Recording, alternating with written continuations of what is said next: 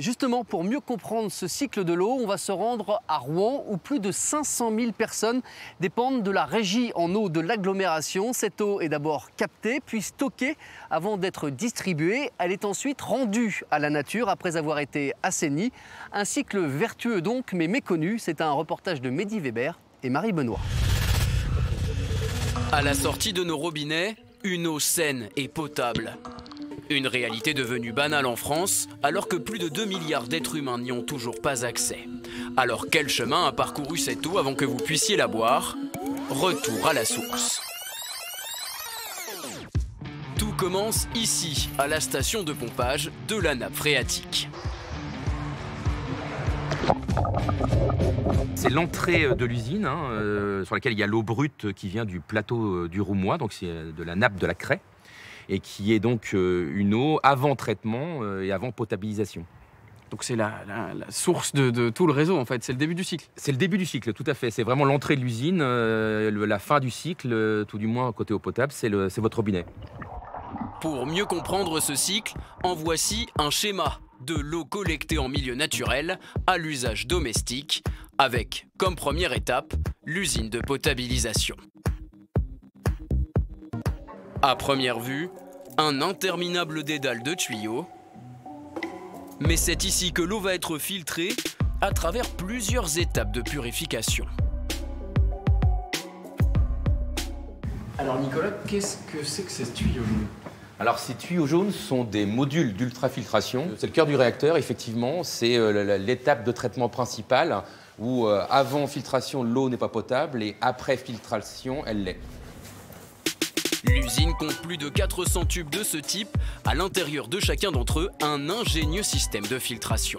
Une fois coupé, comme on peut le voir ici, le module est rempli de petits spaghettis creux. Et à chaque fois que la goutte d'eau passe à travers, tout ce qui est supérieur à 10-8 est stoppé et seules les autres particules passent. Donc globalement, toutes les bactéries restent collées à la membrane. À la sortie de ce tamis microscopique, seules les plus petites molécules comme H2O, mais aussi depuis quelques décennies des invités surprises, les pesticides et les hydrocarbures. Dans ces bassins, leur ennemi juré, le charbon actif, capable d'absorber ces indésirables, dernier filtre avant distribution à 100 000 habitants. Sur cette usine, environ 5 millions de mètres cubes sont traités par an et donc distribués dans le réseau d'eau potable, ce qui fait environ 28 000 mètres cubes par jour. C'est une partie de Rouen, environ 20 à 30% de Rouen, la totalité des habitants de Moulineaux, Grand-Quevilly et Grand-Couronne. Après traitement, direction l'une des 94 zones de stockage de la métropole rouennaise. Ici, on peut conserver jusqu'à 3500 mètres cubes d'eau et ce stockage, c'est l'étape obligatoire entre l'usine de potabilisation et la distribution aux usagers. Ces zones sont donc très sensibles à d'éventuels actes de malveillance. Depuis quelques années, ces infrastructures sont d'ailleurs encadrées par le plan Vigipirate, renforcé autour notamment d'un important dispositif contre les attaques chimiques et bactériologiques. Les agents pouvant accéder à l'intérieur du bâtiment disposent d'ailleurs d'une habilitation confidentielle défense délivrée par le ministère de l'Intérieur. Un circuit bien rodé où l'eau semble paisiblement suivre son cours. Oui mais voilà, 3000 km de canalisation dans l'agglomération, cela finit par s'user et inévitablement, il y a des fuites.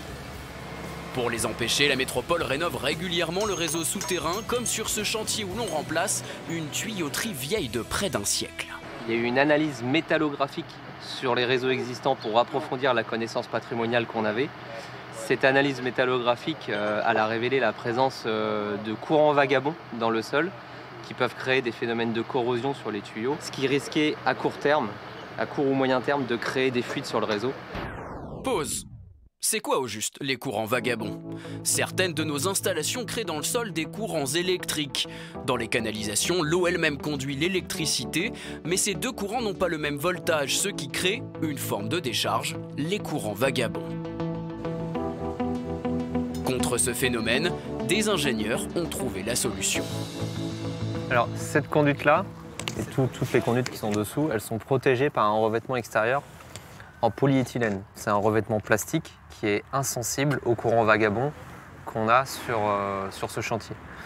Donc ce revêtement, il va protéger la conduite fonte métallique de ces courants et la préserver dans le temps. Alors la conduite aura une durée de vie plus grande. Il y a 10 ans, près d'un tiers de l'eau potable était gaspillée à cause des fuites sur le réseau. Grâce à un vaste plan de rénovation, ce chiffre est aujourd'hui tombé à 15%.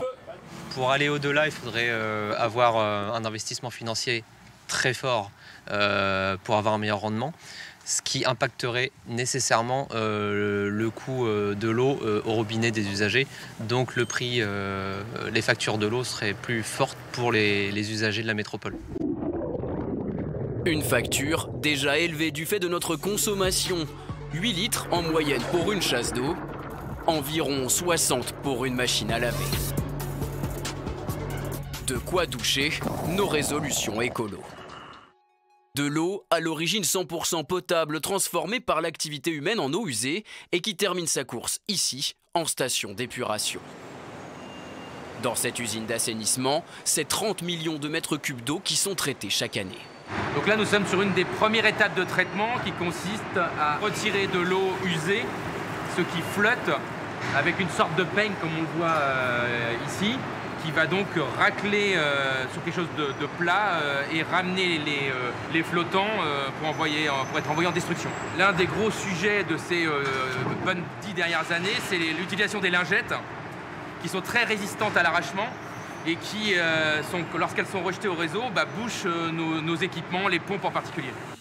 Pour la suite, direction l'extérieur de l'usine. C'est là que cette eau insalubre est réellement purifiée. Donc ici, nous sommes sur les bassins d'aération, qui sont une des étapes principales de traitement, à savoir donc un développement bactérien qui va manger et digérer la pollution, principalement matière fécale, urine et détergents issus des lessives. Chimiquement, on parle de carbone, d'azote ou encore de phosphore, des polluants que les bactéries séparent des molécules d'eau avant décantation. Suite à l'incinération dans ce four à 900 degrés, les résidus de déchets polluants finiront ensuite ensevelis. L'eau, quant à elle, a retrouvé sa transparence et sa pureté. Prête à être rejetée en milieu naturel pour entamer bientôt le début d'un nouveau cycle.